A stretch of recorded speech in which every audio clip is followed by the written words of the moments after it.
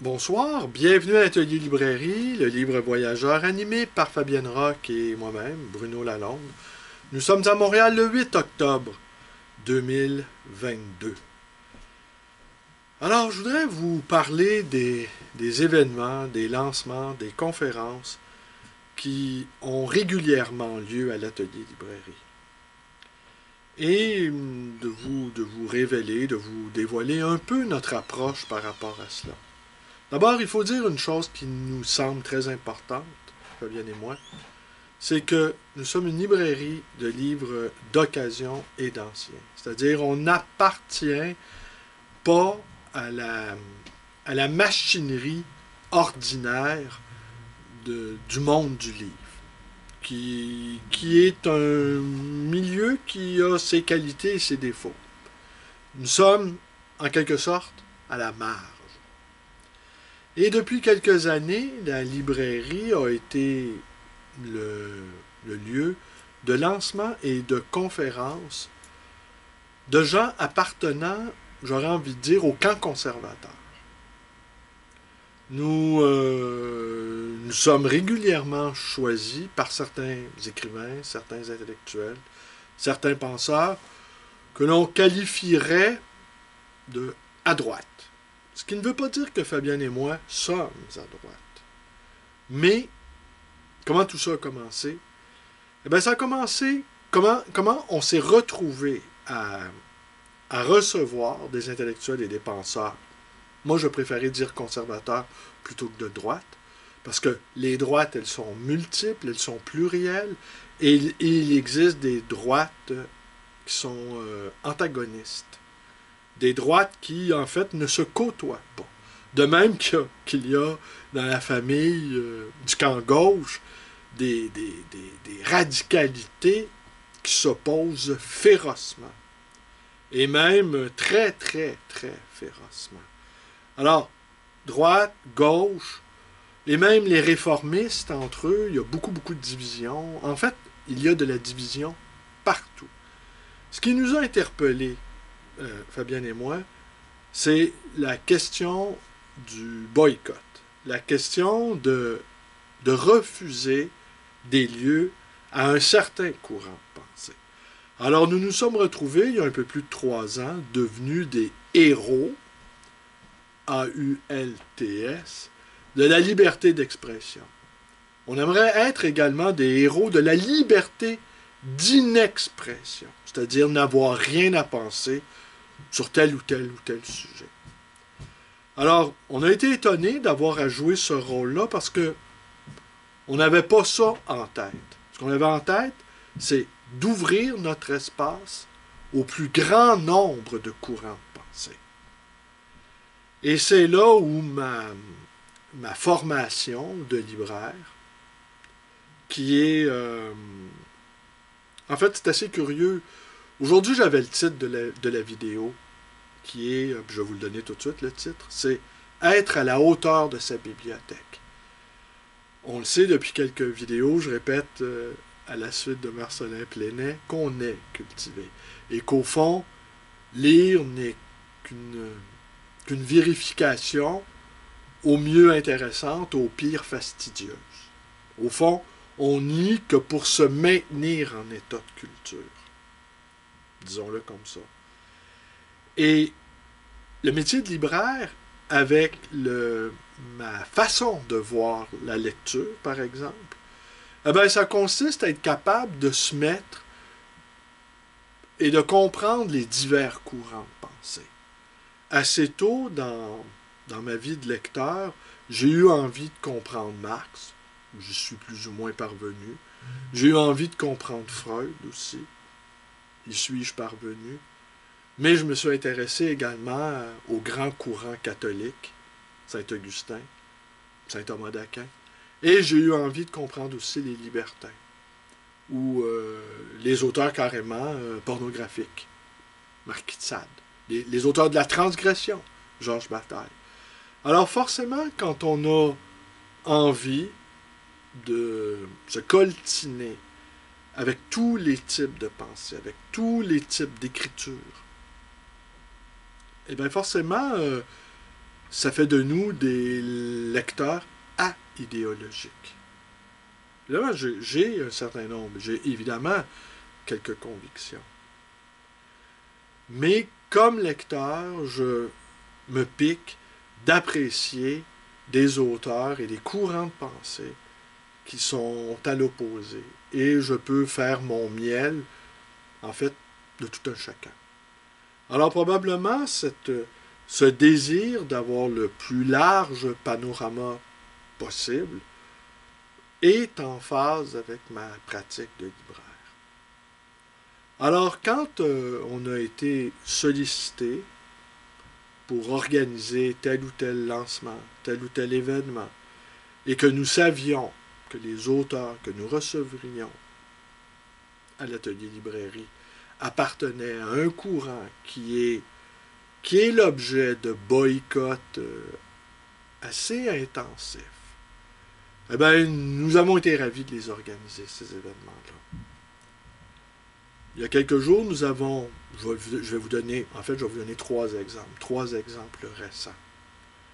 Au printemps dernier, a été publié aux éditions Libère un livre très critique sur les mesures sanitaires.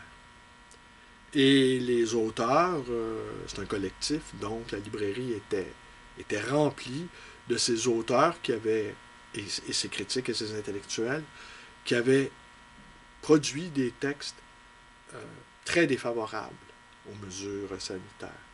Fabienne et moi, quant aux mesures sanitaires, nous les avons suivies sans trop de réflexion, dirais-je. Et nous n'avons pas développé de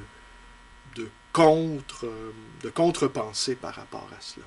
Nous avons obéi simplement, jugeant que nous n'avions pas, en tout cas pour ma part, je vais parler pour moi, jugeant que je n'avais pas les compétences, ni scientifiques, ni intellectuelles, pour juger de la validité de ces mesures sanitaires. Et ma responsabilité de commerçant, de petit commerçant, eh bien, je jugeais que je n'avais pas à m'opposer aux mesures gouvernementales. Aujourd'hui, on peut les critiquer, on peut y réfléchir, voir est-ce que c'était correct, mais au moment où la pandémie se déployait, je jugeais ne pas avoir une position critique. Ce qui n'a pas empêché, je pense que c'est en avril, de recevoir à la librairie des opposants déclarés aux mesures sanitaires. Cet exemple-là donné. Il y a 3 semaines, vous pouvez aller voir sur la chaîne YouTube, on a reçu Robert Leroux, qui lui appartient, on va dire, au camp conservateur, très, très conservateur, et extrêmement critique sur ce qu'on appelle le wokisme. Pour ma part, je juge que l'obsession du wokisme a quelque chose de lassant. Mais on a été ravis de recevoir Robert Leroux, qui est décédé 2 semaines après, 2 semaines à peine après être venu ici lancer son livre. Est-ce que nous étions d'accord avec les positions de Robert Leroux? La question était secondaire. Robert Leroux, comme tant de ses penseurs appartenant à cette famille d'esprit, ont de la difficulté à pouvoir lancer des livres ou avoir des débats, à être reçus dans des librairies. Et ça, pour moi, c'est inquiétant. Que des intellectuels ne peuvent plus, que des penseurs, des intellectuels, peu importe le camp auquel ils appartiennent, ne peuvent plus ferrailler, ne peuvent plus proposer leur réflexion dans des lieux ouverts, comme devraient l'être les librairies. Pour moi, ça me pose un problème. Et 2 semaines après la prestation de Robert Leroux, on a reçu un groupe de jeunes indépendantistes qui ont invité 2 intellectuels, un appartenant au camp gauche, formellement, et un autre appartenant au camp de la gauche, en ce qu'on pourrait appeler la gauche radicale. Et cette gauche radicale, elle est souvent en confrontation avec les autres familles de gauche. Alors, en l'espace de 2 semaines, on a reçu, en fait, des penseurs qui sont aux antipodes. Et ça correspond à notre vision d'une société ouverte, qui ne veut pas dire consensuelle, parce que les idées relèvent également de la passion, relèvent des passions humaines, relèvent de la fierté, du thymos, et il n'y a pas d'abstraction au fond. Toutes les pensées sont incarnées. Et on aimerait croire que, rendu à un certain niveau d'élévation intellectuelle, la passion, le feu, y est conjuré ou à tout le moins endigué. C'est mal connaître le monde des idées. Les idées, elles sont pulsionnelles souvent, elles sont violentes, elles sont intempestives, elles sont de mauvaise foi, souvent. L'objectivité, on la cherche, en tout cas, si on est sincère, on la cherche à tâtons, dans le noir, dans l'ambiguïté. Et c'est toute cette ambivalence même de la pensée qui est tenaillée, qui est traversée, à la fois par le désir, à la fois par la passion, à la fois par la peur, à la fois par l'envie, à la fois par la vindicte, à la fois par la haine même. Et donc, je n'irai pas prétendre ici que nous cherchons le consensus. En fait, nous ne le voulons pas. Et j'aurais envie de dire même que nous ne souhaitons pas que les camps les plus extrêmes finissent par avoir le dessus sur l'autre camp le plus extrême. Ce qu'on s'aperçoit cependant, c'est que beaucoup de gens sont fatigués d'être embrigadés, sont fatigués qu'on les somme de choisir leur camp, sont fatigués des boycotts, sont fatigués de se faire insulter, parce que de toute façon, ce qu'on peut observer, c'est que pour se faire remarquer, si vous avez envie d'attirer l'attention sur vous, l'insulte, d'insulter l'autre, reste la manière la plus efficace d'attirer l'attention sur soi. Pour ce qui est de convaincre, cependant, il faut oublier ça. Mais qui a déjà convaincu quoi que ce soit à qui que ce soit? Moi, personnellement, je n'ai jamais vu de ma vie quelqu'un réussir à convaincre quelqu'un d'autre avec des arguments. Soit c'est la situation personnelle de la personne qui change, soit c'est les circonstances historiques qui bougent. Parfois, ça se déroule en même temps. Circonstances historiques qui changent, accompagnées d'une crise personnelle. Et quand ces deux événements se produisent de manière concomitante, peut-être peut-il y avoir un changement de perspective. Mais encore là, tout ça est aléatoire et souvent même, la personne est à peine consciente de ce changement chez elle. Elle peut constater, parfois même elle est poussée par son propre camp à se compromettre et la violence qui va être mise dans la compromission va faire que les gens vont se braquer et vont même changer de camp. Alors, j'aurais envie de dire, nous, notre tâche en tant qu'organisateur d'événements, c'est de permettre aux pestiférés, à ceux qui sont l'objet de boycott, à ceux qui n'ont, à cette frange intellectuelle, qui ne trouvent plus d'espace dans les milieux de la librairie,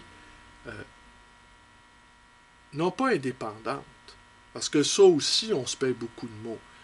Les seules librairies indépendantes qui existent au Québec, ce sont les librairies d'occasion et d'anciens. toutes les autres reçoivent des subventions, toutes les autres ont partie liée à des programmes d'État. Alors, ça serait bien qu'on utilise les mots correctement. Ce qu'il faudrait dire, c'est une librairie n'appartenant pas à une grande chaîne. Toutes les librairies agréées qui ont l'agrément, c'est-à-dire reçoivent du financement indirect de l'État. Et parfois direct aussi.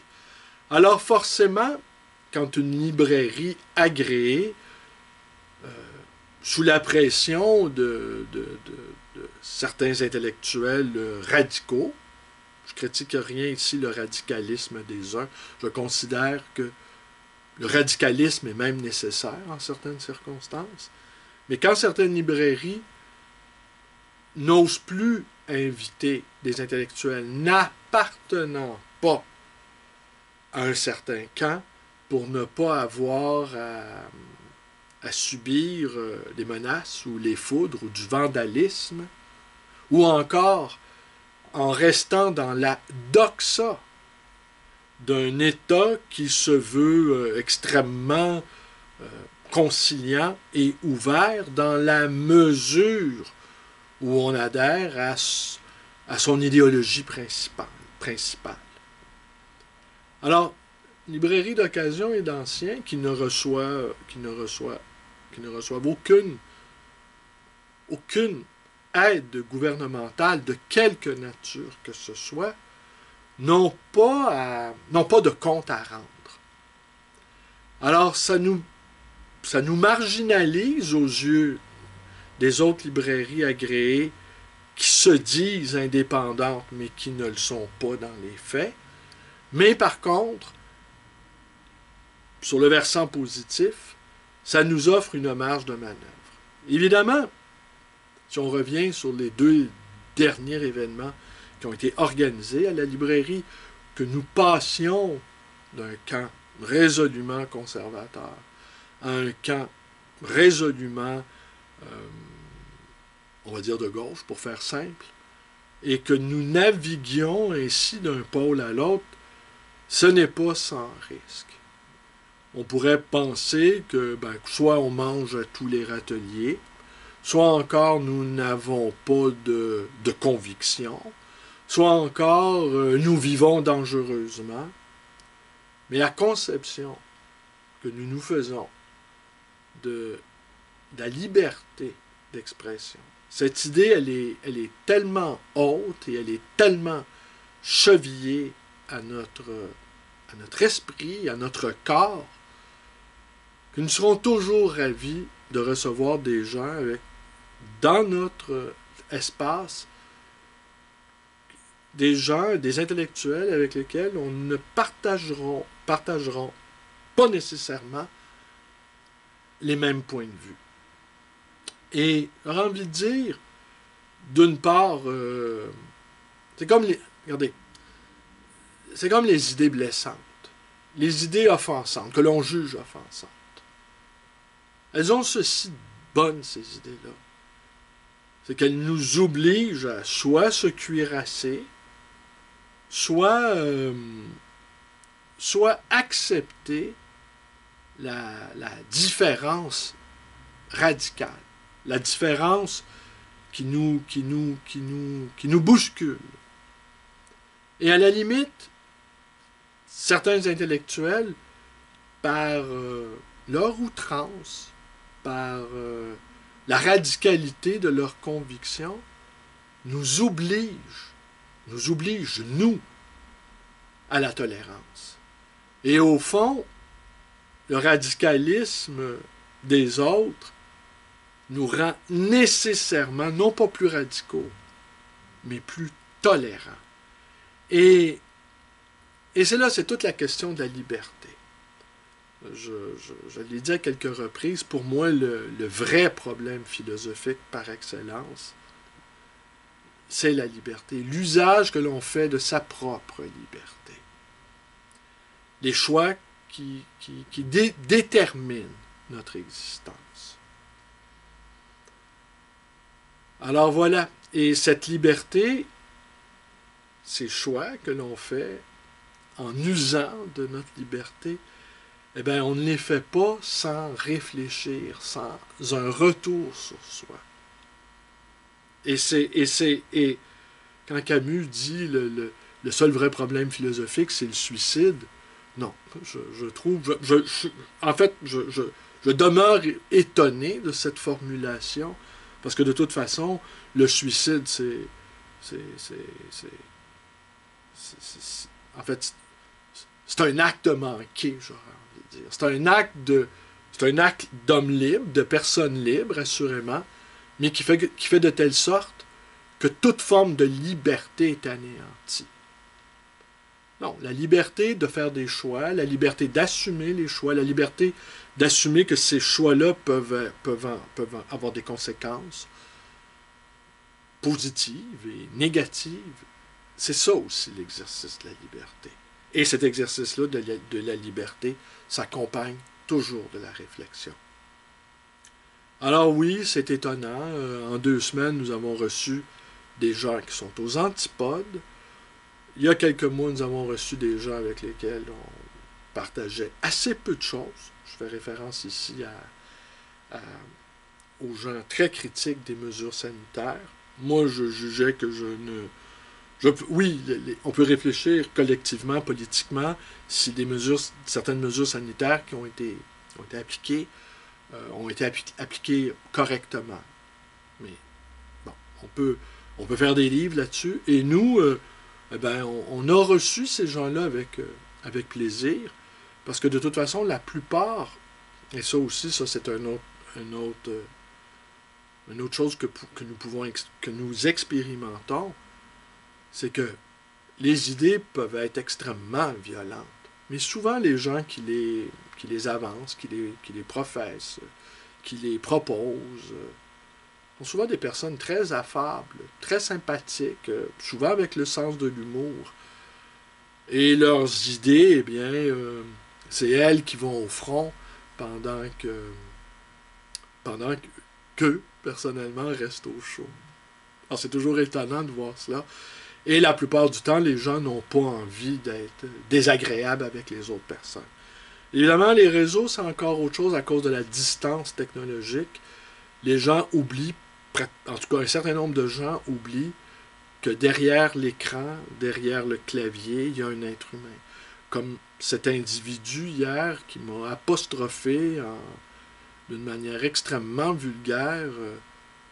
En fait, sa phrase, est-ce que tu vas la chier, ton idée? Il me tutoie, il est vulgaire. Et après, il s'étonne que, j'ai nettoyé son caca et que j'ai simplement décidé que je ne lui offrirai plus le privilège de m'écouter.